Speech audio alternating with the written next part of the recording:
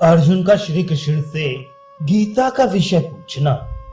जन्मेजय ने पूछा, ब्राह्मण, शत्रुओं का नाश हो जाने के बाद जब महात्मा श्री कृष्ण और अर्जुन सभा में बैठकर वार्तालाप कर रहे थे, उस समय उनमें क्या क्या बातचीत हुई?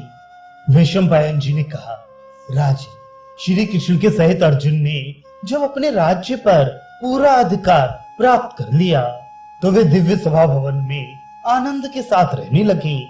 एक दिन स्वजनों से घिरे हुए वे दोनों मित्र स्वेच्छा से घूमते घूमते सभा मंडप के ऐसे भाग में पहुंचे जो स्वर्ग के समान सुंदर था। पांडुनंदन अर्जुन श्री कृष्ण के साथ रहकर बहुत प्रसन्न थे। उन्होंने एक बार उस रमणीय सभा की ओर दृष्टि डालकर भगवान से यह वचन कहा, देवकी नंदन, जब युद्ध का अवसर उपस्थित था उस समय मुझे आपके महात्म्य का ज्ञान और ईश्वरीय स्वरूप का दर्शन हुआ था, किंतु केशव, आपने स्नेहवश पहले मुझे जो ज्ञान का उपदेश किया था वह सब इस समय बुद्धि के दोष से भूल गया है। उन विषयों को सुनने के लिए बारंबार मेरे मन में उत्कंठा होती है। इधर आप जल्दी ही द्वारका जाने वाले हैं, अतः पुनः वह सब विषय मुझे सुना दीजिए। वैशंपायन जी कहते हैं, अर्जुन के ऐसा कहने पर वक्ताओं में श्रेष्ठ महातेजस्वी भगवान श्री कृष्ण ने उन्हें गले से लगाकर इस प्रकार उत्तर दिया। श्री कृष्ण बोले, अर्जुन, उस समय मैंने तुम्हें अत्यंत गोपनीय विषय का श्रवण कराया था। अपने स्वरूपभूत धर्म सनातन पुरुषोत्तम तत्व का परिचय दिया था और शुक्ल कृष्ण गति का निरूपण करते हुए नित्य लोकों का भी वर्णन किया था, किंतु तुमने जो अपनी नासमझी के कारण उस उपदेश को याद नहीं रखा, ये जानकर मुझे बड़ा खेद हुआ है। उन बातों का अब पूरा पूरा स्मरण होना संभव जान नहीं पड़ता। पांडुनंदन, निश्चय ही तुम बड़े श्रद्धाहीन हो, तुम्हारी बुद्धि अच्छी जान नहीं पड़ती। अब मेरे लिए उस उपदेश को ज्यों का त्यों दोहरा देना कठिन है, क्योंकि उस समय योग युक्त होकर मैंने परमात्म तत्व का वर्णन किया था। अब उस विषय का ज्ञान कराने के लिए मैं एक प्राचीन इतिहास का वर्णन करता हूँ। इससे तुम्हें श्रेष्ठ एवं स्थिर बुद्धि प्राप्त होगी, जिसके द्वारा तुम परम उत्तम गति को पा जाओगे। एक दिन की बात है, एक दुर्धर्ष ब्राह्मण ब्रह्मलोक से उतरकर मेरे यहाँ आए। मैंने उनकी विधिवत पूजा की और मोक्ष धर्म के विषय में प्रश्न किया। मेरे प्रश्न का उन्होंने बड़े अच्छे ढंग से उत्तर दिया। यहाँ मैं तुम्हें वही बतला रहा हूँ, कोई अन्यथा विचार ना करके इसे ध्यान देकर सुनो। ब्राह्मण ने कहा, मधुसूदन, तुमने सब प्राणियों पर कृपा करके उनके मोह का नाश करने के लिए जो यह मोक्ष धर्म से संबंध रखने वाला प्रश्न किया है, उसका मैं यथावत उत्तर दे रहा हूँ। सावधान होकर मेरी बात का श्रवण करो। प्राचीन समय में काश्यप नाम के एक धर्मात्मा और तपस्वी ब्राह्मण किसी सिद्ध ब्रह्म ऋषि के पास गए, जो धर्म के विषय में शास्त्र के संपूर्ण रहस्यों को जानने वाले, भूत और भविष्य के ज्ञान विज्ञान में प्रवीण, लोक तत्व के ज्ञान में कुशल, सुख दुख के रहस्य को समझने वाले, जन्म मृत्यु के तत्वज्ञ, पाप पुण्य की ज्ञाता और ऊंच नीच प्राणियों को कर्मानुसार प्राप्त होने वाली गति के प्रत्यक्ष दृष्टा थे। वे मुक्त की भांति विचरने वाले, सिद्ध, शांत चित्त, जितेंद्रिय, ब्रह्म तेज से दैदीप्यमान, सर्वत्र जा सकने वाले और अंतर्धान होने की विद्या को जानने वाले थे। अदृश्य रहने वाले चक्रधारी सिद्धों के साथ विचरते, बातचीत करते और उन्हीं के साथ एकांत में बैठते थे। जैसे वायु कहीं आसक्त न होकर सर्वत्र प्रवाहित होती है, उसी प्रकार वे स्वच्छंदता पूर्वक अनासक्त भाव से सर्वत्र विचरा करते थे। महर्षि काश्यप उनकी उपर्युक्त महिमा सुनकर ही उनके पास गए थे।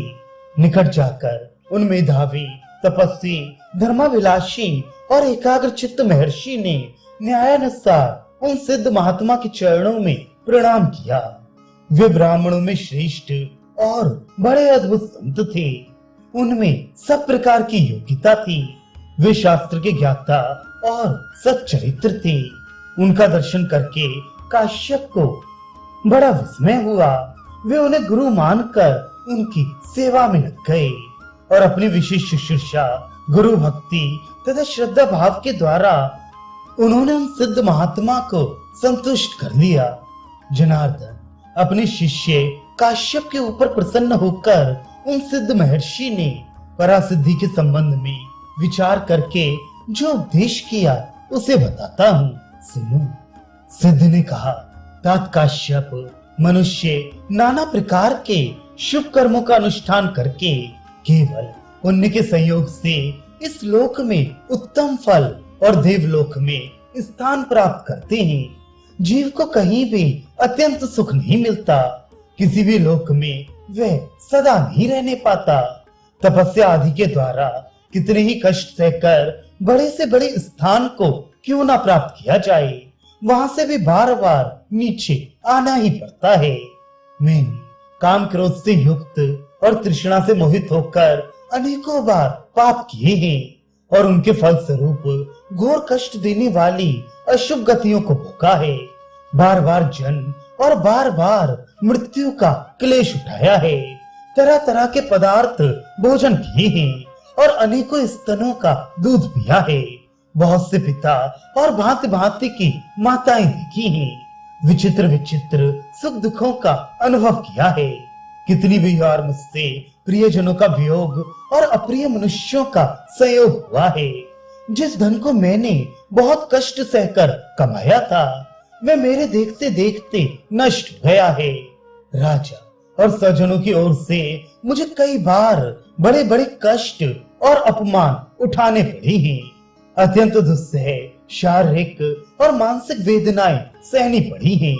मैंने अनेकों बार घोर अपमान, प्राणांत दंड और कड़ी कैद की सजाएं भोगी हैं। नरक में पड़कर यमलोक की यातनाएं सही हैं।